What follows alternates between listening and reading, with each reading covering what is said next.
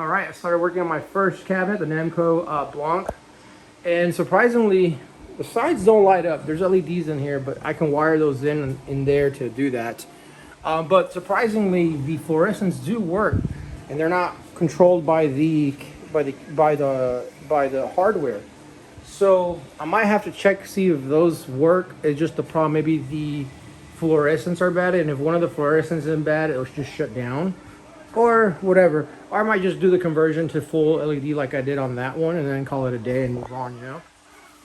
But regardless, the monitor was doing something funny where when I first turned it on, like you see with the Ultra Street Fighter 2 logo, and then when it transitions into the next image, you could see a little after ghosting effect where you can see still the logo a little bit, and it would take a few screens for it to disappear. But now you can see it's fully gone. So I'm probably assuming because it had been off for such a long period of time, like, these get shipped from Japan in a container, and then they have to go through processing here in the States, and then, ship to whoever bought them. And so, it's probably been many, many months since this thing has been turned on. But now that it's warmed up in a sense, and all the capacitors have been going, it's cleared up any issues that the monitor had now. And so now the monitor is running super clean. No issues with ghosting or anything like that. And you can see the colors are really vibrant. What I'm going to end up doing though is I am going to take out this monitor and put it in my other Namco cabinet. I'm going to drop it in there. That way both of my NOR cabinets have arcade monitors in them. Because on that one over there, I have a LG gaming monitor, 1440p, and I have a spare ready to go. So I'm going to swap another 1440p in this one. So I'll have both of these running on 1440p monitors. And then I'll have my NORs running on original arcade monitors that are 1080p from the Blancs. So that'll work out great. So let's see what happens with the next stuff. Like the speakers work and all that, but I'm gonna swap the speakers and the on the sound system like I did in my NOR cabinets. So that's why you see me taking this apart already. But this is a good start. This cabinet, perfect, good to go. Like I said, I'm gonna run a Versus setup, so all the wiring is just gonna go straight in here. I'm gonna pop in a sub down there, and we're good to go. Been busy with other stuff. Being home, with a newborn gives me time to work on this, but also I have been needing to do a lot of carb maintenance and stuff, so I've been doing a lot of that. But regardless, I've got this off now. I've got it all the way over there in the living room so I can take it apart. So now that I've got it off, I can remove the arcade monitor, drop that arcade monitor in my NOR cabinet, and drop a really good gaming monitor. All right. Gonna take off the arcade monitor here. This will be actually a little bit easier because right now this has an aftermarket arcade monitor. To pull out the aftermarket arcade monitor, you just remove you just remove all of these screws here on the side, on both sides, and it'll pop right out. I'll show you here. All right, it's loose now, so you literally because it's sitting over that, just yank it out, and there it is. It's out. Very easy. Just disconnect the connectors down there and good to go. Don't forget, these have to be grounded to the monitor to prevent any of the audio hum. So let me go ahead and take this off. All right, go ahead and show you how to attach a new an arcade monitor here. So these 4 holes are what attach the monitor to this metal chassis. Now there's 4 screws here on the back that attach this frame to the actual arcade cabinet. So I'm gonna go ahead and disconnect this here so I can bring it all with me.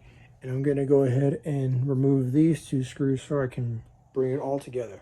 Bring this out because I'm gonna have to attach all of this to the other monitor. Well, I overestimated here.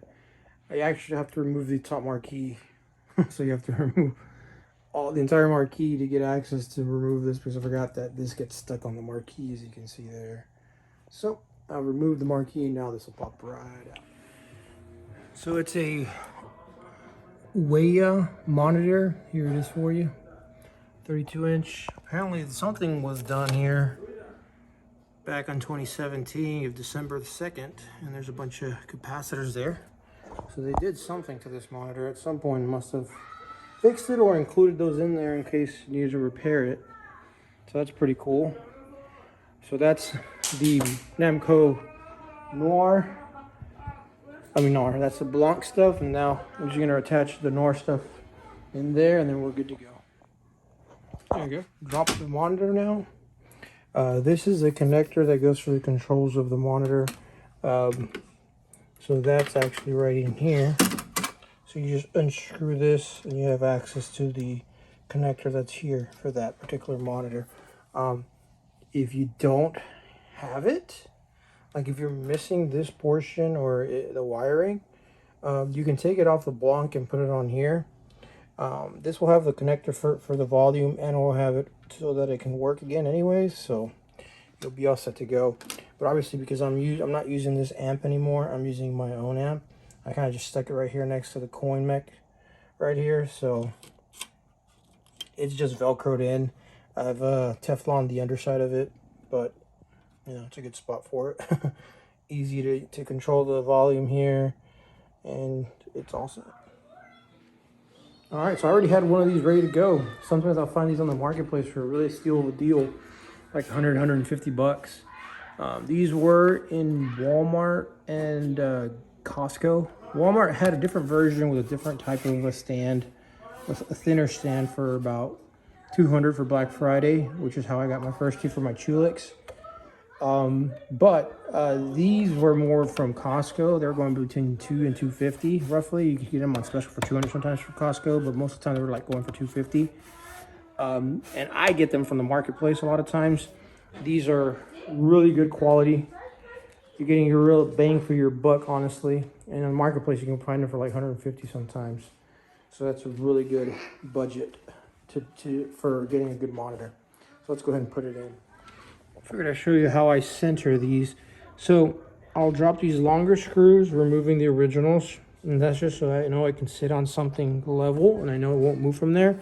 And quite honestly, these monitors are perfect because as soon as you drop the screw, it's at the perfect height for the viewing angle.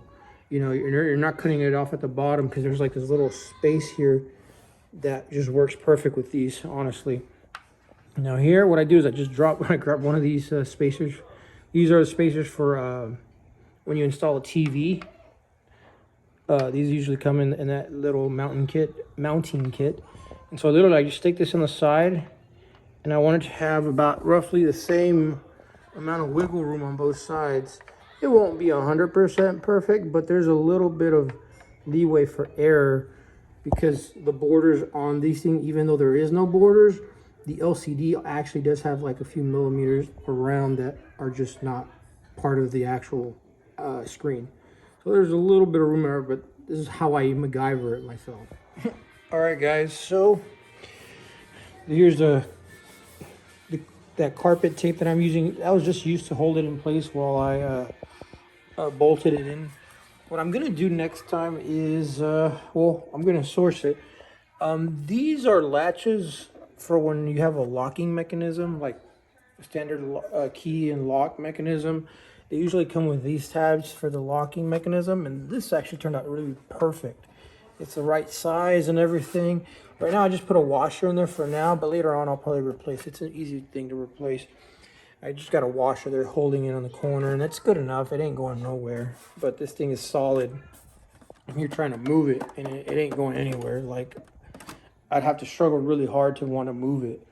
And even then, look, I'm putting a lot of force in here and it's not going anywhere. So this is a good setup here. Let me go ahead and show you here how it looks from the front. Monitor is installed, good to go. You can see that it says NVIDIA there, but it's not a big deal. Once it boots up, you won't care to see that. I've already spliced in my connectors here for the upgrade of the amp. So I'm gonna put in my bigger speakers and let's get that started. Here's my setup on the Blancs. So I put a connector here. So this connector connects to the speaker over here. So this, to drop it in, is a little bit tough. Like I said, the only way I could drop this in would be to not use the connectors because it would take up too much space. So I just solder directly. So what you do here is you put in the bottom side first, and that kind of gives you the space to push the cone in. Once you push it in, there you go, you're in. Now, this is slightly bigger. You can see there that it won't fit on the holes, but it does fit inside here right. So what I'm gonna do now is I'm just gonna drill new holes, because that's honestly what they did on these. They just drill holes on the plastic, pre-drilled holes. So I can drill holes for the newer speaker and call it a day. That's what I did on my Noirs, that's what I'm gonna do on the Blancs, and it works flawlessly, and I have a much louder speaker now running this show here. Another quick way to save this is if you drill too close to the existing hole and it won't tighten down, you can go with a little bit bigger screw, which is what I had to do here because it wasn't tightened down, it was just spinning. Because you need that tightness to be able, so that the speaker won't rattle, because these are much louder, you know. So I just went with a slightly bigger screw here and tightened it down, and it worked out perfect. Yeah, it doesn't look right because all these are one and this one's a different, but I mean, once the cover's on, you don't even notice it. So it's just, doesn't have to be, I mean, if it was on the outside and cosmetic, then I'd change them all the same color, but when you don't even see it, no point in doing that. Now it's nice and tight, and I don't have to worry about any rattle from that speaker.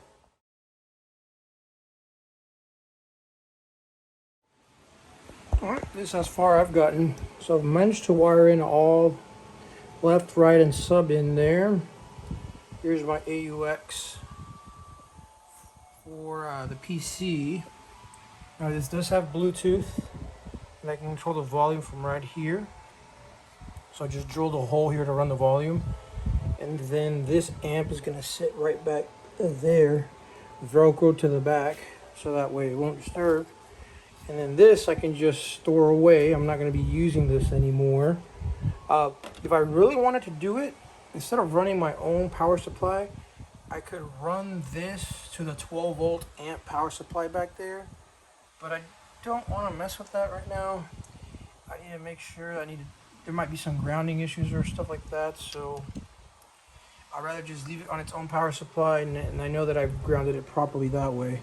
But regardless, I just played it on my phone just with the Bluetooth, and it sounds amazing. There's a subwoofer. I just drilled a hole on the side of the subwoofer, converted it into a passive sub. It's just a standard Samsung soundbar subwoofer. It's about 100 watts, roughly around there. And then I've hooked in the monitor there, so the 1440p monitor is already hooked in. So it's going to look really good. So what I'm going to do now is I'm going to tidy it all up now, and let's see how it goes. All right, guys, here's the end product for this cabinet with the audio all done as well. So my PC8s are in here from Dayton Audio. They're really good. Tweeters are put in series, and here's the final end product. So that is a little LCD screen, tells you what you're in AUX. Music roll, I guess that's just whatever. And I drilled a hole here to control the volume, so this can control the volume right here. So I kind of wanted to leave it as original. On the other cabinet, I had put the sound control light up here, but I kind of wanted to lock that, because if I take it to like a public setting, I don't want people messing with that. So I think this will work out better. This I can just store away. The wiring is all left in there. And the amp is right back there. The amp is just sitting there. I velcroed it in so it's nice and tight, it's not gonna fall down or anything like that. There's my connector for AUX, and here on the side I can control different things. You can control here different things that you want. You want to turn on loudness, you can turn on loudness, makes it louder, but it kind of distorts the sound a little bit. And here, this is to mute it, stuff like that. Here's to change, like, if you want AUX2, Bluetooth, stuff like that. And the Bluetooth is good too, so you can use it as your own, like, personal Bluetooth. You can use your cabinet to, like, play your music from your phone if you want to. So that's really good. It did come with a remote, but I think the battery is dead, because sometimes it'll work and sometimes it'll not. It has an IR reader right there, so you can control everything from the remote. I have another one of these, and I'll test it with the remote. If it's bad or good, I don't care. I honestly didn't get it for the remote anyways. I mean, it's convenience to have it, but don't really care for it. I mostly care that this setup kind of allows me to put my volume control here and control a little LCD panel, or should I say very simple LCD panel with buttons here to control all the functionality that I want for it. I think it's a little less analog than the other amps that I've been using, but for Blanc or a Blancs or a Noir, I think this is a perfect setup because I like that it can sit right in here and it looks very factory. You know, you just close it up, nobody knows it's in there. And I kind of want to go for a clean setup, very inconspicuous. You know, nobody knows that it's in there. And then, I mean, this monitor is amazing. So it's a gaming monitor. And then my PC's in there, and that's going to run both of these cabinets. You know, I'm going to have this on one PC to run both sides here type thing. So that's going to turn out really well. Right now, I'm just testing it with my Switch. I do need to get a Pico board and a Brooks harness for the controls, but that's pretty easy, pretty straightforward. I've shown many people how to do that many times, so I won't bother you with that. But I figured I'd show you the end product of how I got this cabinet ready to go, so I can match it up with my other cabinet. The other cabinet's also going to get that really nice audio treatment as well, so I'm going to do that. And then in my next video, I'll start tackling all of these other cabinets.